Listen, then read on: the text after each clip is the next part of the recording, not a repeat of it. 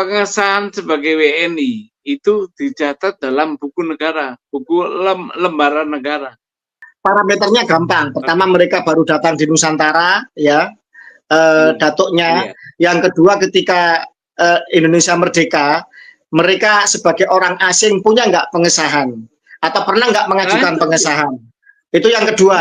Yang ketiga, ada komparasi, ada perbandingan dengan peranakan keturunan etnis asing yang di Nusantara, yaitu etnis Cina.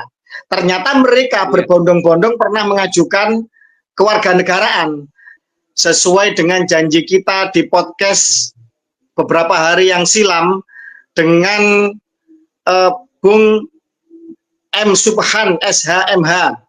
Beliau seorang putra bangsa yang sangat peduli kepada tertib hukum dan kepada nasib pribumi Nusantara. Tadi siang jam 13.30 beliau telah melaksanakan sidang pertama uji materi ke Mahkamah Konstitusi terkait kewarganegaraan orang-orang asing yang tinggal di Indonesia dan terbukti terkonfirmasi mereka belum pernah mengajukan kewarganegaraan. Terutama diantaranya adalah klan Ba'alwi, imigran dari Yaman yang akhir-akhir ini viral, disoroti dengan berbagai macam penyimpangan, termasuk pengakuan cucu Nabi yang belum terkonfirmasi, bahkan terindikasi palsu. Mereka juga rasis, mereka juga membelokkan sejarah Nusantara, mereka juga memalsukan banyak makam-makam, dan kini mereka mencoba untuk mencaplok para pahlawan bangsa, diakui sebagai bagian dari mereka. Padahal menurut sejarah mereka baru datang setelah Perang Diponegoro, kurang lebih sekitar tahun 1832. Kemudian setelah itu, imigran dari Yaman ini tidak mendukung perjuangan kemerdekaan bangsa, mereka absen di gerakan 1908 Kebangkitan Nasional, mereka absen di Sumpah Pemuda 1928, mereka juga absen di dalam perjuangan seputar BPO PKI PPKI persiapan kemerdekaan Indonesia, hingga mereka juga absen di dalam Perang 10 November, padahal Jenderal Malabi wafat di Jembatan Merah di dekat Kampung Ampel, tempat banyak dari klan mereka tinggal. Tanah Perdikan Ampel tinggal sedikit, banyak yang dikapling-kapling oleh mereka, tapi mereka absen di dalam serangan agresi militer pertama dan kedua Belanda. Mereka juga absen di dalam serangan Janur Kuning, juga tidak tercatat nama mereka ikut dalam perjuangan bangsa. Tetapi kini mereka seolah-olah menjadi majikan-majikan dari pribumi Nusantara. Ternyata menurut Kang Mas Subhan, sarjana hukum, magister hukum ini yang telah mengajukan uji materi ke Mahkamah Konstitusi, mayoritas dari mereka terbukti belum pernah melakukan proses pengajuan kewarganegaraan kepada pemerintah Republik Indonesia secara resmi, sebagaimana amanat dari Undang-Undang Dasar 45 kita, pasal 26 konstitusi kita, dan juga Undang-Undang Kewarganegaraan yang itu oleh beliau diuji materi kepada Mahkamah Konstitusi. Baik, sekali lagi saya katakan, no viral, no justice. Kalau tidak viral, kalau tidak ramai, tidak meledak beritanya, tidak didukung oleh netizen, maka tidak ada keadilan. Begitulah yang masyhur di dalam kekinian Indonesia, bahwa keadilan harus dicapai dengan diviralkan dahulu. Karena itulah maka seluruh elemen bangsa yang peduli kepada nasib pribumi Nusantara, kepada konstruksi hukum kita, tertib hukum kita, tentang kewarganegaraan kita, harus mendukung perjuangan ini, pergerakan ini. Dan silahkan untuk apa yang menjadi pembicaraan pengawalan kita terhadap sidang Mahkamah Konstitusi ini bisa disebarluaskan. Boleh diambil video-video yang berkaitan dengan kegiatan ini, dengan perjuangan ini, tetapi tentu saja secara etika harus mencantumkan dari mana mengambil cuplikan video yang sedang kita konsen dan kita konsentrasi untuk melakukan uji materi di Mahkamah Konstitusi ini. Baik, tanpa panjang lebar, silakan Mas Subhan, Kang Mas kita untuk menceritakan detail terkait mengenai masalah sidang hari ini di Mahkamah Konstitusi. Silakan, Kang Mas. Baik, Assalamualaikum warahmatullahi wabarakatuh. Waalaikumsalam warahmatullahi wabarakatuh. Tadi dimulai sidang panel, sidang sidang pertama oleh Mahkamah Konstitusi perkara nomor 14, yaitu perkara permohonan uji materi yang saya ajukan. Pada intinya, Majelis Hakim panel setuju dengan permohonan saya, namun ada beberapa perbaikan, dan itu saya terima sebagai masukan karena perbaikannya hanya bersifat asosial itu, atau hal yang tidak pokok, nggak apa-apa. Cuman ada salah penulisan, ada hierarki undang-undang yang kelewati, hanya itu. Tapi substansi daripada permohonan saya, justru hakim ada kekhawatiran ini berdampak sangat luar biasa, kata dia. Pasti.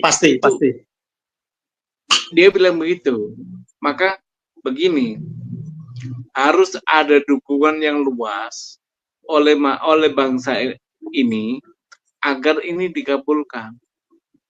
Tetapi andai kata karena hakim udah khawatir begitu, nggak dikabulkan, juga tidak apa-apa sebenarnya. Karena materi undang-undang Dasar pasal 26 itu jelas sekali, yang menjadi bangsa Indonesia, yang menjadi warga negara Indonesia adalah bangsa Indonesia asli. Itu nggak bisa ditawar. Kalau ditanya, khususnya umpama Mbak Alawi, kita tanya, apakah mereka bangsa Indonesia? Bukankah dia bangsa Yaman? Bahkan kalau ditanyakan kepada dirinya sendiri, dia akan pasti bilang, dia bukan bangsa Indonesia. Nah, itulah kekhawatiran hakim. Kenapa kalau ini dikabulkan akan menjadi luar biasa dampaknya itu. Karena di semua lini pemerintahan telah ada isian orang-orang Balawi ini. Hampir di semua lini pemerintahan itu ada sekarang dia. Nah, itu kalau dikabulkan itu teranulir dengan sendirinya mereka-mereka itu. Baik, sebentar. Sebelum terlalu jauh diceritakan, kami review bahwa sidang pertama tadi itu bersifat panel untuk melihat terkait materi gugatan, bukan gugatan ya, materi yang panjenengan ajukan, yang permohonannya, baik dari redaksional maupun sistematika atau hal-hal yang sebenarnya tidak krusial, itu agar diperbaiki. Ada masukan-masukan. Oke, itu yang pertama. Oke, itu yang pertama. Yang bersifat formal. Yang bersifat formal. Oke, tapi tidak substansial kan? Tidak mengubah. Oke, siap. Terima kasih. Kemudian yang kedua, ada statement dari salah seorang majelis hakim yang menyatakan bahwa uji materi ini akan berdampak sangat luas, sangat besar apabila nanti dikabulkan. Begitu? Patut di garis bawahi. Betul. Kita nggak sebutkan nama hakimnya, nggak enak. Tapi tadi ada dalam beruangan itu ada suara hakim begitu. Ada suara hakim yang menyatakan bahwa. Iya. Oke. Nah, kalau artinya dampaknya luar biasa. Dampaknya akan luar biasa, berdampak luas, berdampak yang sangat dahsyat ya di dalam kehidupan kebangsaan ini. Seandainya kemudian gugatan uji materi ini ternyata nanti dikabulkan. Jadi begitu.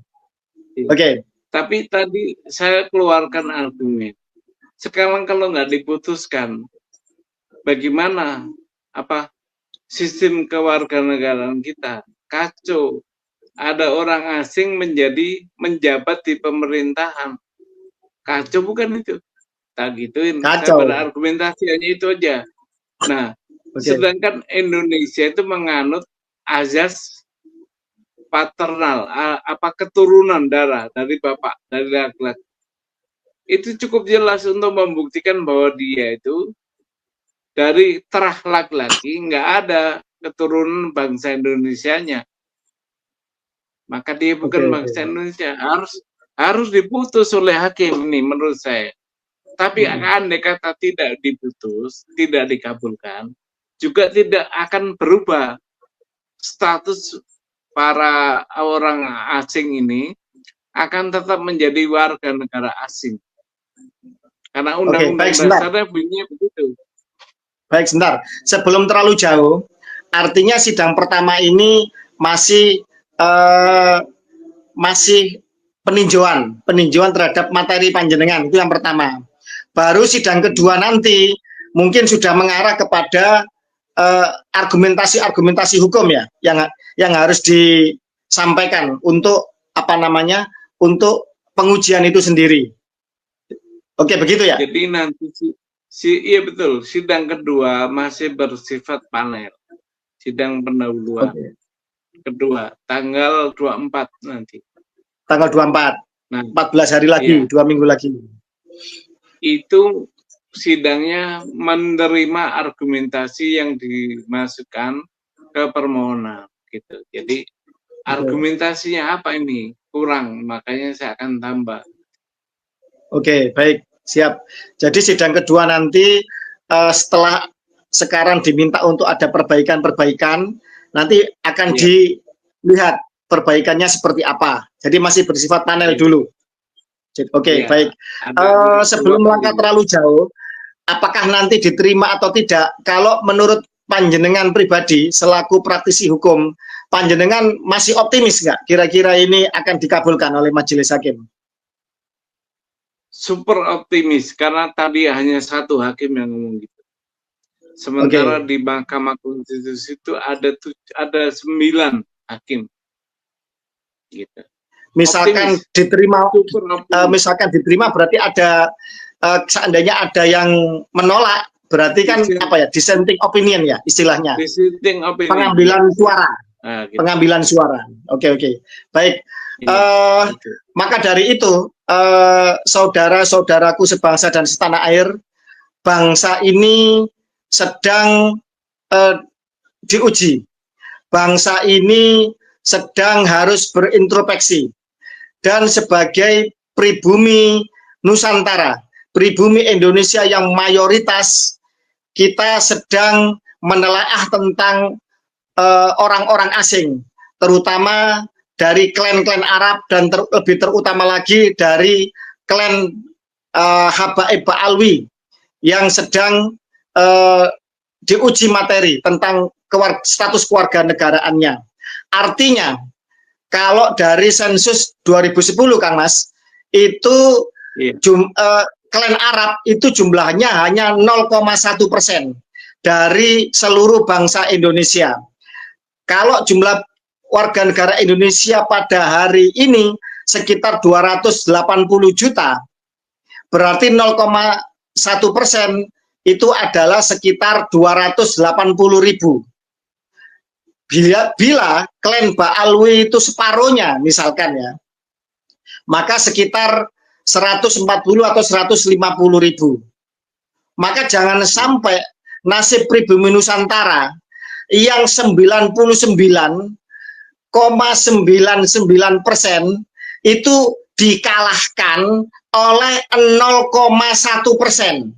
Lah, ini harus dikawal oleh seluruh anak bangsa lintas suku, lintas etnis, pribumi asli Nusantara.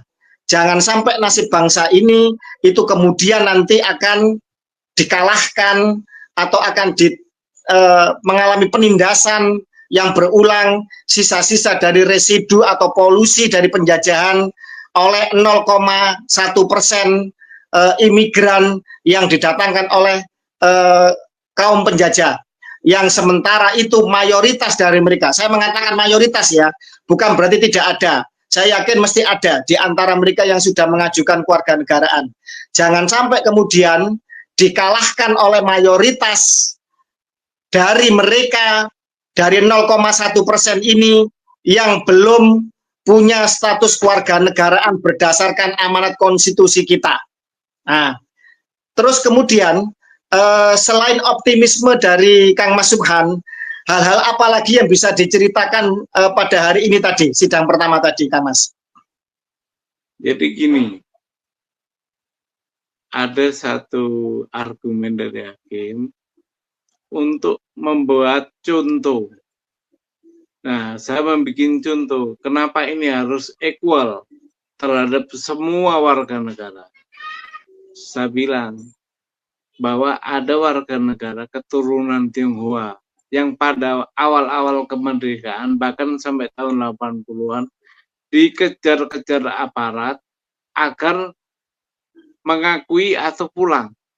Nah, kenapa warga negara Arab itu tidak? Berarti negara telah berlaku tidak adil kepada semua warga negara yang ada di Indonesia. Gitu. Kenapa orang-orang Tionghoa diminta untuk mengurus SBKRI, surat bukti kewarganegaraan Indonesia, sementara orang Arab tidak? Nah, saya kasih contoh itu. Artinya apa? Semua peranakan itu harus mengurus kepada kewarganegaraannya. Nah, peranakan itu siapa aja? Saya jelaskan. Saya tidak mengambil di apa istilahnya dokumen yang bukan negara punya, tapi dokumen negara berupa apa? Penjelasan Undang-Undang Dasar yang dibuat oleh Mr. Supomo, yaitu penjelasan pasal 26 ayat 1 itu, bahwa yang dapat menjadi warga negara itu peranakan, disebut di situ ada peranakan Belanda, ada peranakan India, ada peranakan Tionghoa, ada peranakan Arab. Artinya apa? Memang harus dia yang menjadi sasaran undang-undang kewarganegaraan untuk menjadi warga negara.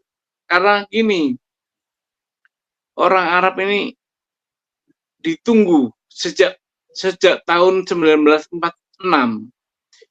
itu sudah ada undang-undang kewarganegaraan.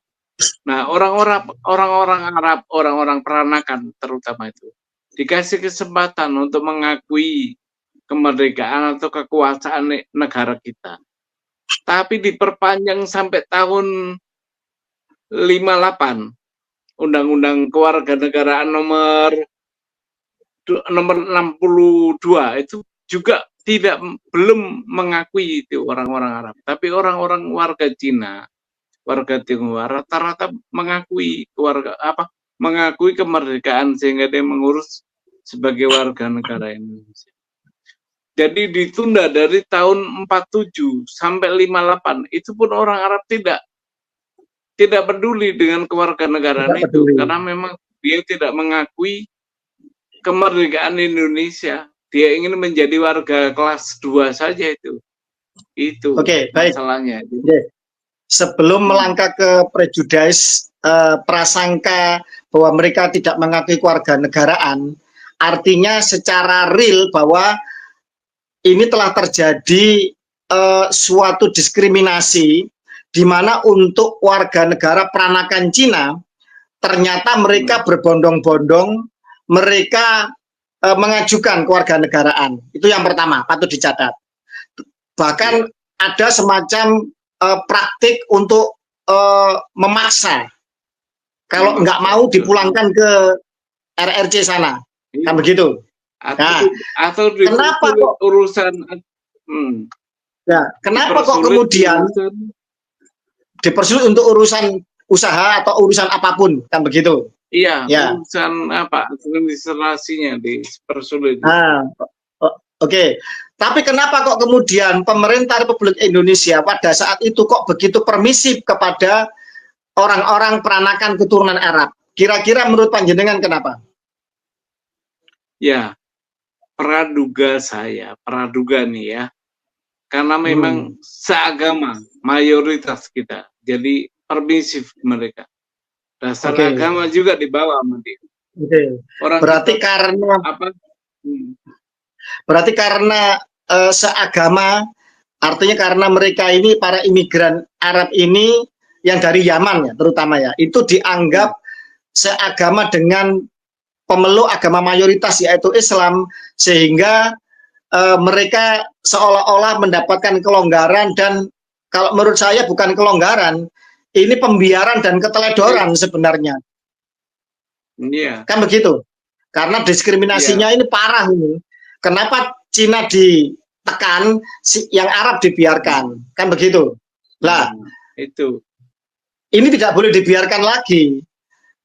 Hukum tidak boleh tumpul ke atas, tajam ke bawah. Termasuk juga tumpul kepada mayoritas, tajam kepada minoritas. Di mata hukum semuanya sama, kan begitu. Siapapun itu harus sama, kan begitu. Jadi, artinya di dalam masalah kewarganegaraan ini, kepada mereka-mereka seluruh peranakan dari etnis asing harus sama pula perlakuannya. Ini kalau kita mau menerapkan Bhinneka Tunggal Ika, mau menerapkan kesetaraan, mau menerapkan tertib hukum yang benar, kan begitu Kang Mas? Kalau menurut kami seperti itu. Negara tidak boleh memihak kepada satu karena agama. Itu bahaya. Setuju. Jadi equal kewarganegaraan itu tidak boleh dipandang dari agama. Itu akan berbahaya.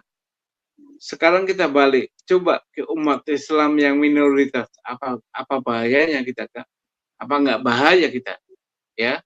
Iya. Nah, begitu sebaliknya, maka ukuran agama tidak boleh dicampur dengan hukum positif. Agama punya hukumnya sendiri, negara punya hukumnya sendiri, dan kedua-duanya tidak bertabrakan kalau diterapkan. Setuju. Bahkan saling mengisi, itu mestinya itu. Nah, aparatur kita itu nggak punya pikiran begitu, maka yang seagama lah yang dia terima, bahkan difasilitasi gitu. Nah, yang double minoritas kasihan. Baik, gitu. baik. Maka berangkat dari situlah kita ingin pemerintah kita memandang sama semua di depan hukum warga negara. Nggak boleh pilih kasih. Itu. Oke, baik, kembali kepada optimisme panjenengan, dan kepada saya yakin para hakim Mahkamah Konstitusi masih punya hati nurani, masih punya akal sehat dan kejernihan berpikir untuk menegakkan konstitusi itu sendiri, karena mereka adalah garda terdepan untuk pengawal konstitusi. Artinya seandainya kemudian optimisme kita berjalan bahwa uji materi panjenengan diterima, dikabulkan, maka berarti mereka-mereka yang duduk di dalam pemerintahan atau jabatan publik, jabatan politik, atau kemudian dalam hal ini sesuai dengan undang-undang agraria, bahwa ini harus ditarik dulu oleh negara. Begitu ya konsekuensinya, Kang Mas? Ini konsekuensinya sebenarnya sudah harus begitu. Tanpa ada putusan MK juga harus begitu, karena memang terbukti mereka bukan warga negara Indonesia. Cukup ditanya aja, kamu punya nggak pengesahan sebagai warga negara Indonesia? Kalau nggak punya, ya berarti orang asing.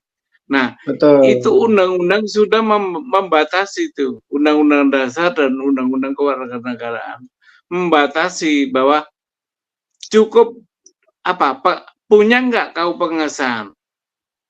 Nah, kalau nggak punya, kan tanpa MK pun nggak apa-apa. Tapi gini loh, pemerintah kita kalau tidak ada putusan begini, itu AB mengabaikan itu semua. Nyatanya mereka yang terbukti orang asing bisa menjadi calon presiden loh. Itu puncak untuk itu nggak ketolongan tuh. Iya betul, puncak ketololan ya. Keteledoran dan ketololan. Artinya gini, sebenarnya tanpa langkah hukum uji materi ini, sebenarnya baik dari konstitusi maupun perundangan di bawahnya, ini sebenarnya secara otomatis mereka ini sebenarnya telah terbukti nyata-nyata dan sah bukan warga negara Indonesia sebenarnya, kan begitu. Betul. Cuma diperlukan langkah-langkah hukum untuk kemudian bisa menegaskan dan membuat melek semua mata anak bangsa kita ini, kan begitu. Misalkan gini Kang Mas. Misalkan gini, ada seorang Habib misalkan punya tanah atau aset atau SHM. Panjenengan berani untuk menggugat bahwa dia tidak berhak atau gugur kepemilikannya? Iya, akan saya buktikan itu di pengadilan kalau ada. Bahwa apa yang dia miliki hak atas tanah SHM itu harus gugur. Gampang aja itu nanti kalau di pengadilan, buktikan bahwa kamu adalah warga negara Indonesia. Nah, muncul itu bukti. Karena gini, ini beda dengan pergulatan soal nasab. Kalau warga negara ini masih kontemporer, masih kekinian, masih bisa dijangkau, masih banyak yang hidup, undang-undangnya masih berlaku. Jadi kalau nasab itu udah puluhan ribuan tahun, jadi bisa berkelit. Tapi kalau ini nggak bisa berkelit mereka. Betul. Kenapa? Nenek moyangnya baru berketurunan baru 3 generasi paling ya 4 telah generasi. Bahkan ada yang generasi awal mungkin. Nah, undang-undang kita masih berlaku. Saya sepakat itu. Artinya gini, ketika mereka, saya dalam tanda kutip ya, klan Ba'alwi yang mengaku cucu Nabi ini, itu dipertanyakan nasabnya, perdebatannya adalah perdebatan yang panjang dari kitab yang seribu tahun lebih, kan begitu. Kita cari di abad-abad awal hingga ke sekarang pembuktiannya. Juga masih harus dengan sampling tes DNA, kan begitu. Orang Arab bagaimana, yang kemudian keturunan Ismail bagaimana, keturunan Ishak bagaimana, orang Quraisy bagaimana, Hasan Hussein bagaimana. Artinya butuh pembuktian yang harus komprehensif dan begitu luas cakupannya. Tetapi untuk membuktikan bahwa mereka bukan warga negara Indonesia dan mereka sebenarnya tidak berhak untuk menduduki jabatan publik atau memiliki aset-aset dan mendirikan organisasi di dalam ruang lingkup negara kesatuan Republik Indonesia berdasarkan konstitusi dan perundangan di bawahnya adalah sangat mudah sebenarnya. Karena mereka baru datang sekitar 3-4 generasi di Nusantara. Begitu maksud panjenengan? Iya. Gini, batasan kita adalah kemerdekaan. Waktu merdeka, dia menjadi warga negara mana? Kalau dia menjadi jadi orang asing, bukan warga negara Indonesia, maka dia harus mengurus pengesahan sebagai warga negara. Nah, itu masih kejangkau.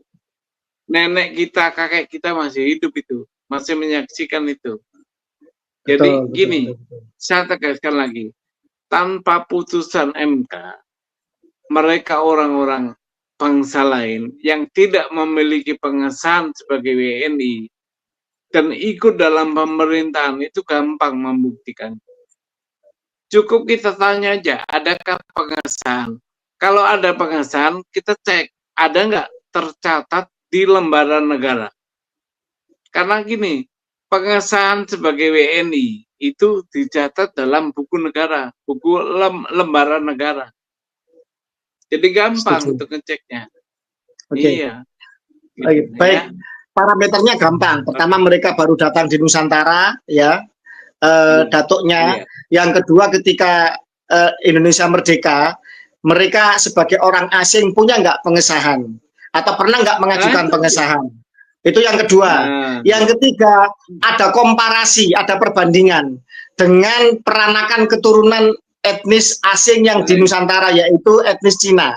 Ternyata mereka berbondong-bondong pernah mengajukan kewarganegaraan, tapi imigran Yaman dalam tanda kutip wabil khusus klan Habib Ba'alwi ini yang sekarang merasa paling mulia, paling rasis, itu ternyata tidak pernah, mayoritas tidak pernah mengajukan kewarganegaraan. Gampang sebenarnya pembuktiannya. Iya, cukup dua undang-undang, undang-undang dasar dan undang-undang kewarganegaraan, cukup dia bahwa dia itu warga negara itu bukan. Itu ya. Jadi gini, akan sidang lagi tanggal 24 Maret. Siap. Nah, itu sidang panel kedua terakhir untuk menentukan sidang ini lanjut atau tidak. Kalau berlanjut, maka yang akan dihadirkan dalam persidangan ini pemerintah, dalam hal ini yang mewakili Tipkumham dan anggota dan DPRD, DPR RI yang mewakili. DPR RI. Baik. Terus dihadirkan saksi-saksi ahli. Nah, itu. Baik. Pengennya waktu pemeriksaan saksi ahli itu live kita. Oke, siap. Bisa ya, dimohon untuk live bisa ya, Kang Mas? Insya Allah bisa kalau pas pembuktian. Oke, baik, terima kasih. Jadi sudah bisa ya. Jadi Mas Subhan sudah konfirmasi ke Mahkamah Konstitusi bahwa bisa live untuk nanti ketika pembuktian ya dari saksi ahli. Iya. Terus ini, oke, baik. Kembali kepada jalannya yang jenengan jalani hari ini terkait sidang pertama. Terus terkait juga mengenai masalah optimisme panjenengan. Tadi juga terkait mengenai masalah panjenengan statement bahwa tanpa putusan Mahkamah Konstitusi pun sebenarnya otomatis mereka sebenarnya telah nyata-nyata status kewarganegaraannya telah sebenarnya telah tidak ada secara hukum. Artinya mereka bukan warga negara Indonesia. Terus kemudian kita akan melangkah kepada yang berikutnya, Kang Mas, masalah terkait no viral no justice. Artinya perjuangan panjenengan ini kan benar-benar mutlak sendirian, benar-benar sebenarnya seorang diri berjibaku untuk mempertanyakan ini. Karena itulah kemudian kita kami menyerukan seluruh segenap anak bangsa, lintas suku, etnis, agama yang merasa pribumi Nusantara, atau mungkin juga yang merasa peranakan dari etnis asing yang pernah mengajukan, mengajukan kewarganegaraan untuk ikut mendukung gerakan ini agar terjadi keadilan dan kesetaraan di dalam kehidupan bangsa kita. Kang Mas, ini beberapa klan Arab di luar Habib Ba'alwi, terutama yang sudah paling lantang selama ini dari keluarga klan Az-Zubaidi itu telah berkorespondensi dengan kami dan mereka mendukung perjuangan pergerakan ini. Klan Az-Zubaidi, Kang Mas, itu secara DNA benar-benar orang Arab, haplogrupnya J1. Secara haplotype mereka terbukti sebagai keturunan dari garis Ismail bin Ibrahim.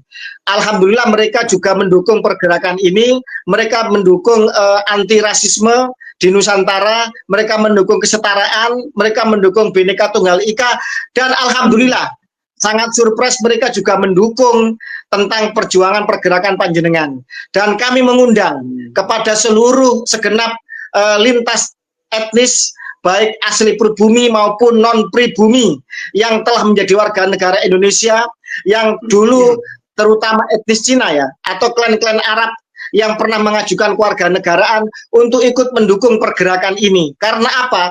Agar bangsa ini bisa menerapkan kesetaraan di depan hukum. Tidak ada tebang pilih, yang ini karena non-muslim kemudian dianaktirikan, yang ini karena sesama agama kemudian dibiarkan.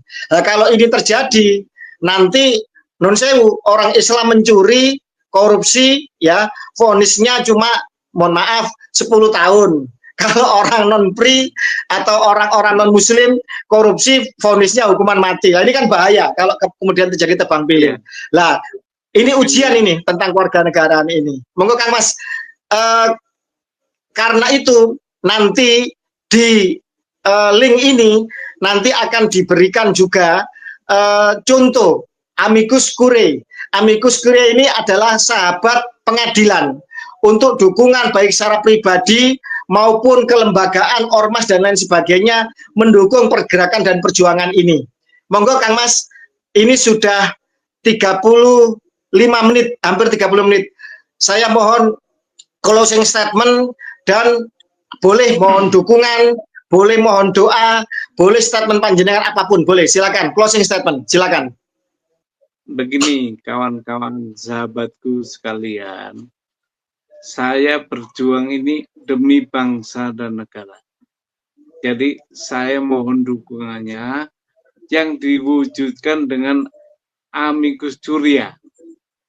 Jadi dengan surat namanya sahabat pengadilan. Cukup itu. Banjiri MK dengan surat itu supaya dikabulkan. Ya. Banjiri surat-surat sahabat pengadilan ini ke MK dari segala penjuru, dari semua lapisan masyarakat, dari tokoh-tokoh agama, tokoh-tokoh budaya, tokoh-tokoh yang lainnya boleh.